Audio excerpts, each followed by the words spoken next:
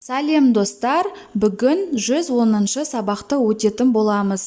Каналымызға міндетті түрде подписаться батырмасын басып, жазылып алыңыздар. Сіздер үшін пайдалы басқа да сабақтар шығып отырады. 30-шы жаттығу: өлеңнің ұйқасын тауып жаз. Сылдыр бұлақ таудан құлап, жатыр ағып, мөлдір қағып. 31-ші жаттығу: өлеңді мәнерлеп оқы. Балықшының ұлымын, сескенбеймін дауылдан, селт етпеймін таудаймын, ақ теңізде айдыннан ақ сазандар аулаймын. Батыр екен өзі деп, үлкендер де мақтайды, жетілетін кезі деп, талабымды жақтайды.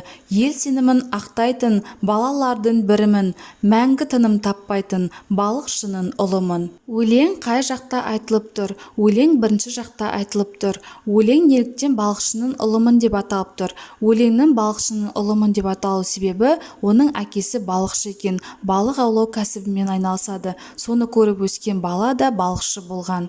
Балықшының ұлына сұрақтар дайында.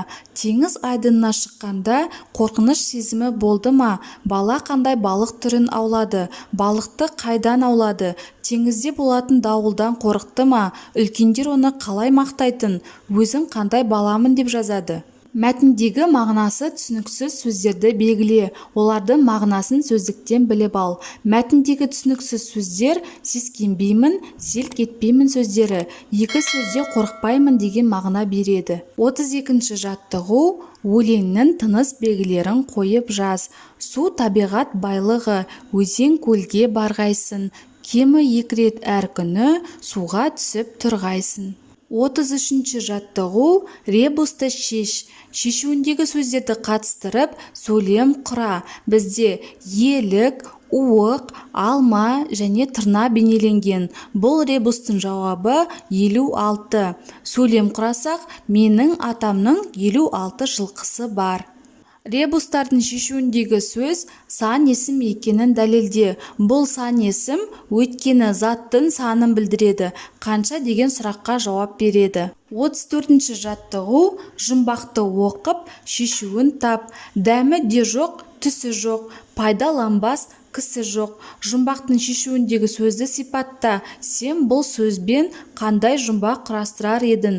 Бұл жұмбақтың жауабы ауа. Оның түсі де дәмі де болмайды. Бірақ олсыз адам өмір сүре алмайды. Көзге ілінбейді, жұтсам білінбейді. Бар ма жоқ па анық білмейсің, ол жоқ жерде өмір сүрмейсің деген жұмбақ жасыруға болады.